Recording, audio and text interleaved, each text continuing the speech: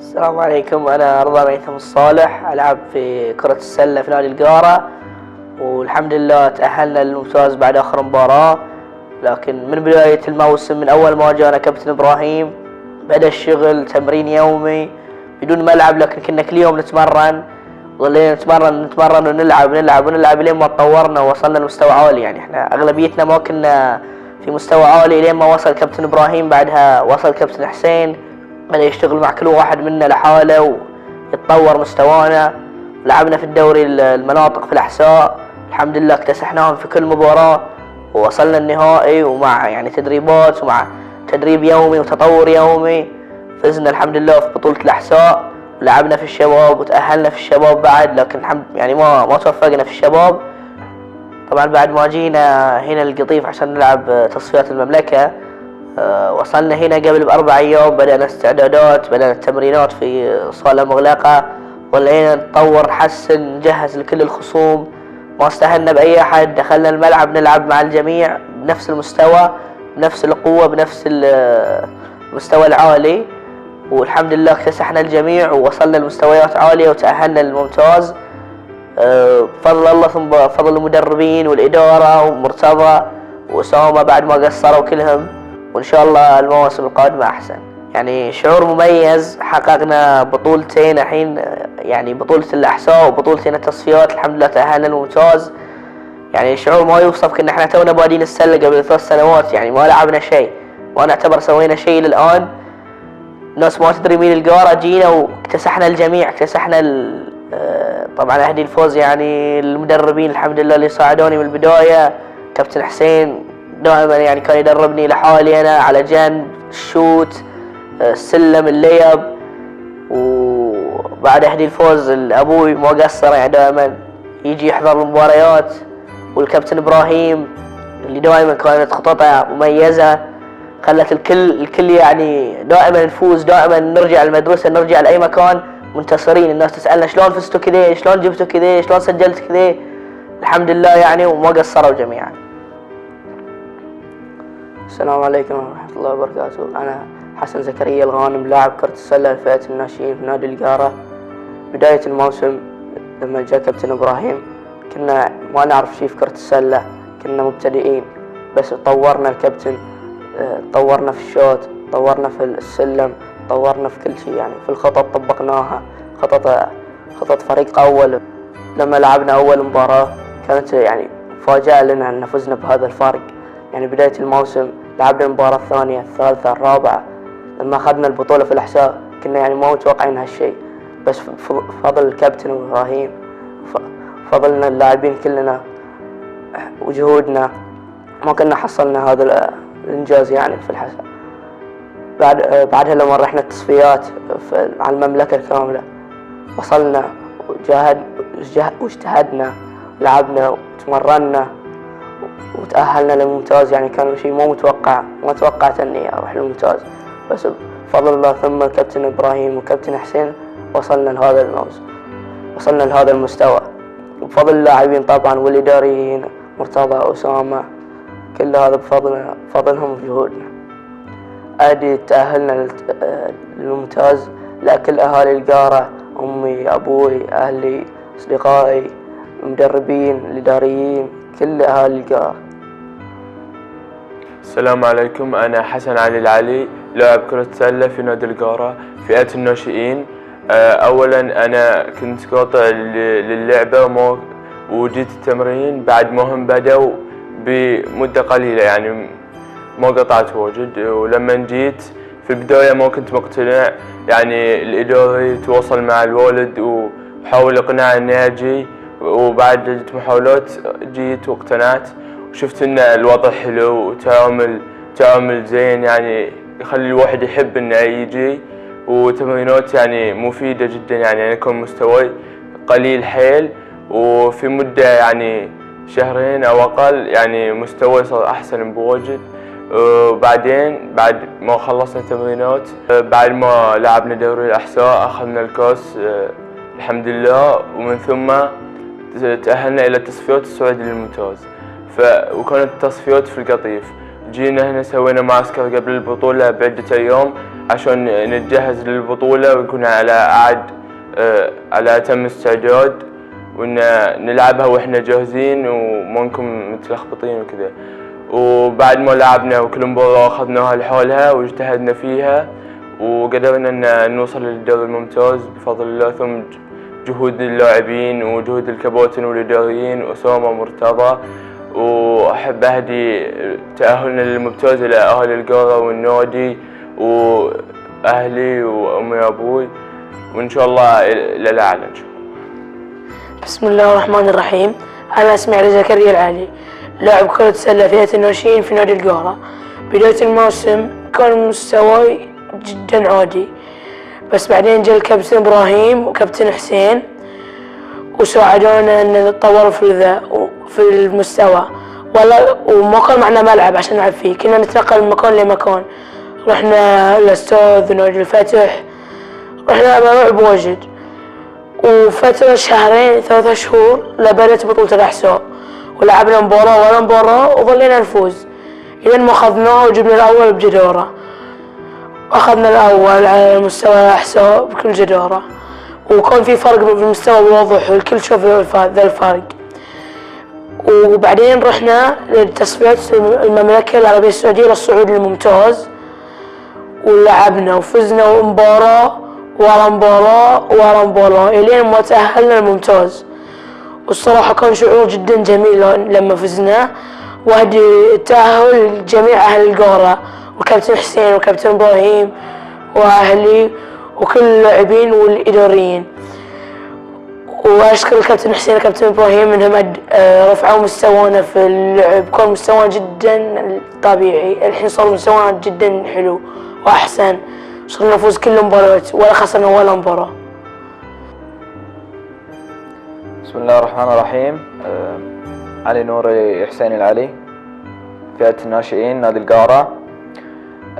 أول شيء كنا إيش؟ تلعب في نادي القارة.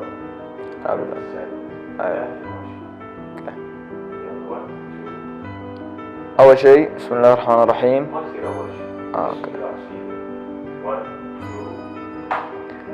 بسم الله الرحمن الرحيم. علي نور العلي، لاعب ناشئين كرة السلة في نادي القارة. كان مستوانا مش ولا بد يعني، ما كنا نفقه في السلة كثير، إلى أن جاءنا كابتن إبراهيم وكابتن حسين علمونا الأساسيات ودخلونا في جو السلة أكثر. كانت بدايتنا شوي صعبة، كنا نتنقل من ملعب إلى ملعب، من المدرسة إلى نروح نادي الاستاد، نادي الفتح، نروح ملعب الاستاد، يعني ما كنا ثابتين في ملعب واحد. ومع مثابرة اللاعبين وجهود الكباتن والإداريين قدرنا ندخل الدوري ونفوز مباراة بعد مباراة، وفضل الله ثم فضل الجهد اللي بذلناه حققنا الدوري بمحافظة الأحساء.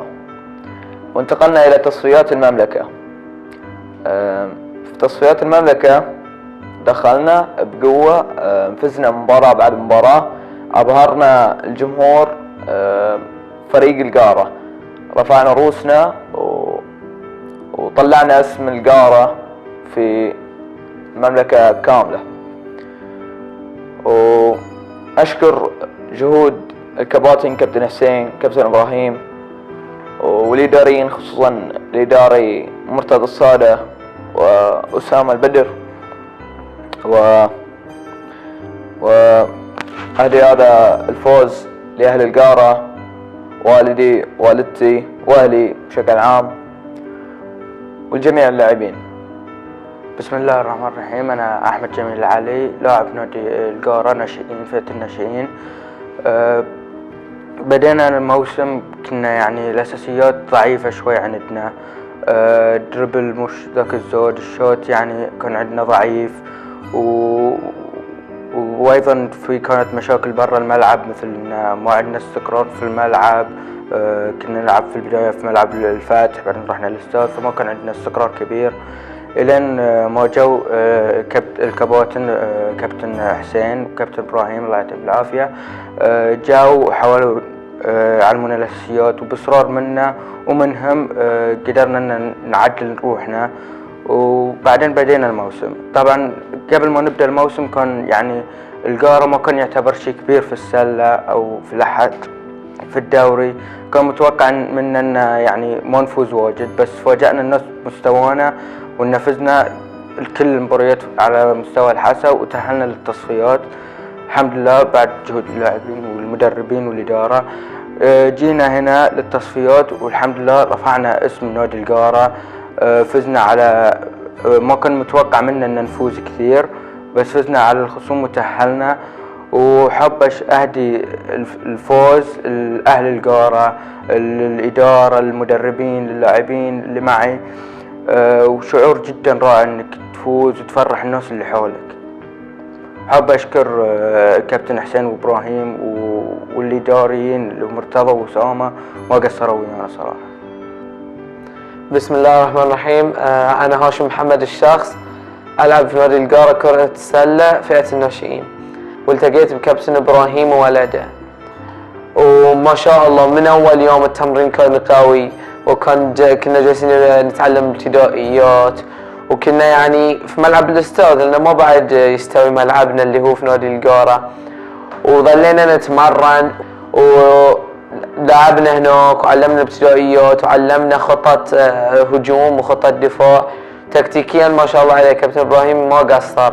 لكن بعد شوي لما بدأت المدرسة اضطرينا ما نقدر كل يوم نروح الاستاذ ونرجع، اضطرينا ان لازم نروح مدرسة القارة الابتدائية. وفي ذاك الوقت جانا كابتن حسين، كابتن حسين الحمد لله ساعدنا في اشياء واجد، واكثر شيء ساعدنا فيه البيفوتات الكبار، ساعدهم في الاساسيات وفي السلم وفي كل شيء، ما قصر كابتن حسين. وبعد كل هالتمارين وبدون ما نقطع بدون ما نغيب عن التمرين ولا شيء، الحمد لله فزنا بالكاس، كاس اللي هو بطولة الأحساء، فزنا ببطولة الأحساء. فاجأنا كل الأفرقة بمستوانا، بذكائنا، دفاعنا القوي. هذا كل الشكر لكابتن حسين وكابتن إبراهيم، وما ننسى مرتضى اللي هو جوب كابتن إبراهيم لنا في البداية. وفاجأنا الأفرقة وفزنا وتأهلنا لتصفيات المملكة الممتاز. وبعد ما تأهلنا ظلينا نتمرن وما قطعنا، يعطونا إجازات، بس حتى في الإجازات كانوا في ناس يروحوا يشوتوا لأن احنا جايين نبي نفوز. فاجأنا الأفرقة، جينا هنا تصفيات المملكة، فاجأنا الأفرقة والحمد لله يعني كل شيء خير. والله شعور يعني رهيب بعد 3 سنوات وأنا ألعب كرة السلة في نادي القارة، يجينا مدرب ممتاز ويساعدنا نتأهل للممتاز. وأهدي تأهل منطقة القارة، كلكم ما قصرتوا ويانا، تباركوا لنا لما فزنا في بطولة الأحساء. وأهديها لخالي علي وأمي وأبوي، وخالي علي بالذات لأنه هو اللي جابني لكرة السلة في نادي القارة من البداية.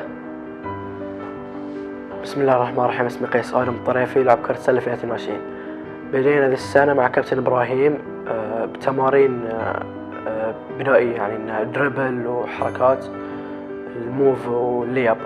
بدينا في ملاعب متفرقة، يعني كل يوم نلعب في ملعب، وظلينا نتمرن هناك فترة لأنه ما كان عندنا ملعب في النادي.